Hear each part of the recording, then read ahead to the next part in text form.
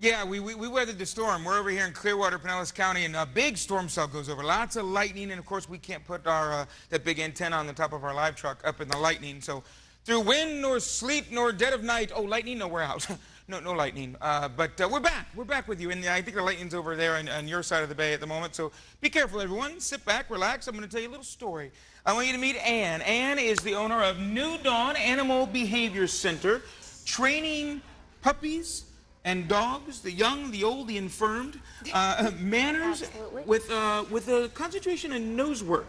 You're a bit of a canine nose work expert. Absolutely. We offer canine nose work here. There's only 3 certified instructors in Florida. I'm the only one in Pinellas County. Canine nose work is a new sport out of California. 3 trainers started it there from the detection world. So they took all that fun stuff that you do with detection dogs, bombs, drugs, all that good stuff, but made it fun for us to play with our dogs. Well, that's interesting. All right, so we're going to see how she does that a little bit later. Well, we've got an example of some of your clients here behind us right now, and this kind of is this how you would start like a manners class? Would this be what we're seeing an example of here? Right, like a basic manners class or an advanced manners class. They probably would be, you know, spread out all over the room, but everybody's working close together to show off their skills a little bit. Do this? Oh, years ago, over 10 years ago, I went to train a dog I had, and I went to a training place that used really traditional methods, choke chains, and just things that didn't really make sense to me. So I left training for about 3 years and just tried to figure out something else, and read a fabulous book by Pat Miller, The Power of Positive, found positive reinforcement training, and thought, that's it. That makes so much sense. Clickers and treats and scientific-based positive reinforcement training just made so much sense to me, and that's when I got into it. Fantastic. All right, well, when we come back in the next hour, we're going to see Ann's techniques in action, basic manners. We're going to talk about training dogs to be used to help people, maybe the elderly, maybe in hospital facilities, and as well as the nose work. We'll get the nose work action as well. We've got our nose, eyes, and ears all pointed skyward this morning. We'll leave you now with a look at our Sky Tower high-definition weather radar. You can see the rough stuff heading your way over into Hillsborough County. Be safe this morning, everybody. Good day, Tampa Bay. I'm Charlie Belcher, coming to you from Clearwater this morning. We're at New Dawn Animal Behavior Center. It's Ann's place here, and I feel like we should have Patricia Rossi on speed dial. She is, of course, our manners expert when it comes to human interaction. Maybe Ann is our manners expert when it comes to the canine interaction. So if I've got a dog at home, and I want to train them. Now, you don't use the O word really here, obedience. You call it manners. And what is the distinction in your head between the two? I think manners describes more what we do here. Positive reinforcement, science-based training, kind of teaching them how to be well-mannered members of our family and the community, versus obedience and commands and force-based training. You know, it's funny, even when I was doing that little teaser with Daisy, and I was playing, I go, all right, sit, sit. I'm like, oh, I found myself suddenly like yelling at the dog and thinking, wow, no wonder she like wanted to get away from me, because I'm like yelling at her instead of asking her nicely. Is that something that you would, I would assume half of the class is teaching the human what to do as it is teaching the canine what to do. Right, it's a huge part is teaching the human what to do. The dogs really figure it out with no problem. Exactly, so you don't have to give it, you don't have to shout, it doesn't have to be a command. We do a lot of actual hand signals, because dogs are way more visual than they are verbal.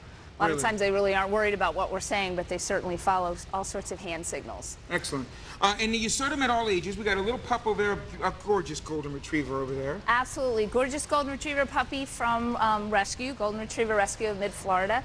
So Haley's only, how old? 8 months? Almost 10 months. Almost 10 months old. And then how would you start with, is Haley just the beginning of her training? Haley's finished her puppy class. And she finished her puppy class. So give me an example. Like, how we would start as a puppy, we would start by really luring it. I wouldn't run up and say sit, because I don't really expect her to know. I would just take the cookie up, boom. As soon as the butt goes down, yay! Same thing with down. I would kind of lure her into the position, and boom, get a cookie. Then lure her back into this, lure her into this.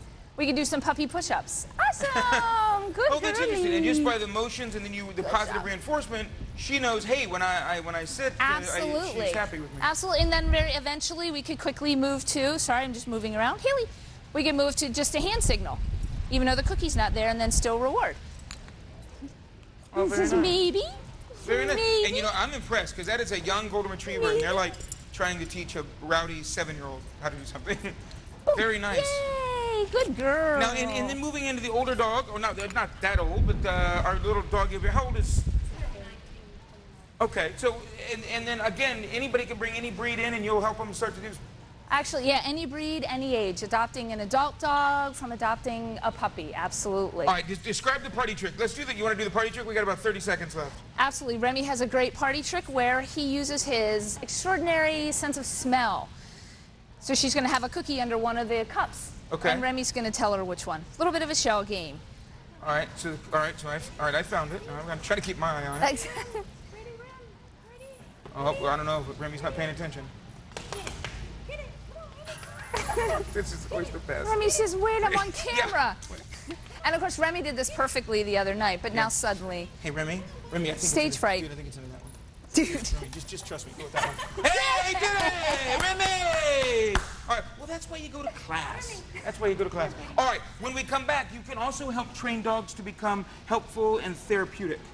Absolutely. In hospice. Pet therapy programs, right. Reading with Rover. There's all sorts of great programs that your dog can We're going to show you in. how they do that and how you can get involved. You'll help people become volunteers to do just that. If you want to do something meaningful with your pet, we'll show you how they do that in the next half hour. That was really cute. I'm glad you helped her. Good day, Tampa Bay. I'm Charlie Belcher. We're in Clearwater this morning. We're at New Dawn Animal Behavior Center, Ann's Place, teaching dogs manners, teaching them nose work, which we're going to talk about in the next half hour. And also, I find this fascinating. If you're home with your pet, you've got some spare time, you want to volunteer, you can do volunteer work with your pet in several different places. Absolutely. A lot of different places have programs. Zoe does the Hospice Pet Partners program. Joe visits nursing homes, assisted living facilities. These guys back here, Honey and Haley, are training to become therapy dogs, and they have children read to them. It's usually the programs they... Well, let's talk about Zoe here. Zoe, affectionately known as Tripod. She's only got 3 legs, but you would never notice it. Or never, well, you notice it, obviously, but you would never know it by seeing her run around here. She's one of the most active ones here. And so what does it mean to be trained to work at a hospice facility? It means what does she have to know how to do, or the owner? Zoe took the Advanced Good Manners class, and that's the... Zoe wants to see Mom. Zozo! Come see Mom. Zozo took the Advanced Good Manners class, which gets you ready for the Canine Good Citizen test. And that's just a 10-step test that shows your dog is a well-mannered member of the community. That they can sit on cue and stay, different people can touch them and handle them. Noises don't bother them, loud noises, sudden noises, startle. Umbrellas can open, machines can roll by, walkers can happen, and it's no big deal. I would think, too, that Zoe, by missing a limb, might be relatable to kids going through tough times, maybe in hospitals, and adults too, I guess, sometimes. When you see, I feel like a dog jumping around like nothing's wrong, it kind of motivates you a little bit. Exactly, and it doesn't seem to bother her at all. She's like, hey, this is just how it is now. This is my reality, and this is how I roll with it. And then Joe over there, a sweet, white-faced Joe. I mean, you could see him laying right there, just face toward wanting some love from somebody. That probably what makes him a good dog to go visit. Exactly. Even just people petting him, all the studies show that it reduces our blood pressure and all these great things that happen to us just when we pet a dog or have a dog close to us. And so Joe's very sweet and mellow and friendly, and nice social attraction is what we look for. A dog that loves people. The two and golden retrievers are known for that. But the 2 young ones over here, to be able to teach them to be reader dogs. Yeah. All right, how do you teach a dog to just sit and listen? When Goldens especially just want to play and run around. Exactly. Again, the Canine Good Citizen test really helps them with that. We work on some behaviors and manners related to self-control and how fun that can be. That's fantastic. Now, we've got some like Buddy over here. Buddy just wants to play. That's all Buddy wants to do. Buddy wants to party. Hey, Buddy. Buddy says, I live to party. You want to play, don't you?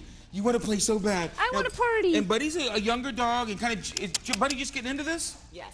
So, can you take a dog who's a little rambunctious and really teach him manners? Absolutely. Buddy went to puppy class and did great in puppy class. But we help Buddy with his self-control because it's tough. And we don't have any here today, but you will deal with trouble dogs, dogs that have issues. Doggies with issues. We call it reactive dog class. Okay, excellent. They got a frisbee class coming up August 5th to teach the dogs how to catch a frisbee or teach the owners how to throw it properly. Exactly. We're doing nose work. The nose is the key in the next half hour. I could use some nose work. You could use one of those manners classes, too. True. Good day, Tampa Bay. I'm Charlie Belcher coming to you from Clearwater this morning from the New Dawn Animal Behavior Center. Ann is a certified nosework instructor, only one in Pinellas County. Yes. There's only a few in the state of Florida. Only 3 in the state of Florida right There you now. go, and she's one of them. We're going to bring out Daisy and Julia, and they're going to get right to work. There is something hidden in one of those boxes or cones or buckets. And at Julia, oh, there you go, and Daisy's off. Tell me, how do you teach this, and why do you teach this, Ann? Daisy knows exactly what she's doing. A third of a dog's brain is taken up with smell. So this is just a really fun game sport class. And yay! Yay for Daisy. Daisy, man, she really worked that. Daisy's super fast. She's a pretty advanced dog. Julia's been doing this for a while, but a third of a dog's brain is taken up with smell, so it only makes sense to do games and classes that are just focused on their sense of smell. Hey, Julia, nice job with little Daisy. Well done. All right, we're going to try to bring in another dog and see how many we can do here while we talk about this. But what's the purpose? Obviously, we know why police departments and... Here, let the next... All right, next contestant, come on in. We know why police departments and TSA and those sorts of people want to have dogs that can do this, but why do it for fun or socially or leisurely like this? Definitely for the mental stimulation. It's a great way to give your dog mental stimulation and let a dog be perfectly a dog. I mean, obviously they smell everywhere, all over the walks and everywhere, so this is just a fun way to put smell into a fun game. It's great for building confidence in a shy dog, building focus in a hyper dog. It's got a lot of benefits, building kind of a resistance to frustration for dogs that kind of get a little upset when they get frustrated. So it's got a lot of good benefits. And it's just a fun sport with your dog. I was going to say, it is kind of fun, and you can even train them Nice job, Millie. You can train them to sniff out different smells. Right, we're doing birch right now. So the essential oil birch is on just a couple Q-tips and a container in that box. Oh, the Dalmatian, poor little deaf Dalmatian named Dottie.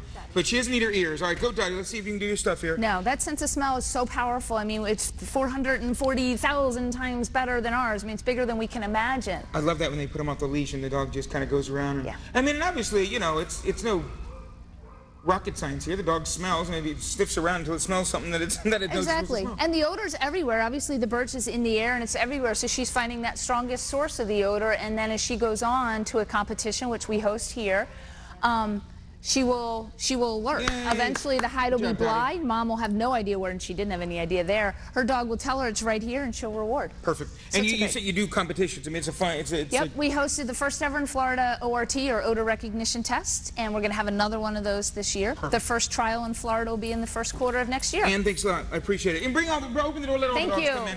It's New Dawn Animal Behavior Center. We'll put the information up at myfoxtampabay.com. And I tell you, everything from manners to getting the best out of your dog's nose, Ann can do it. Russell, it's a second smartest Ann of the morning. There's that. There is that. Hey, see you later. That was fun today.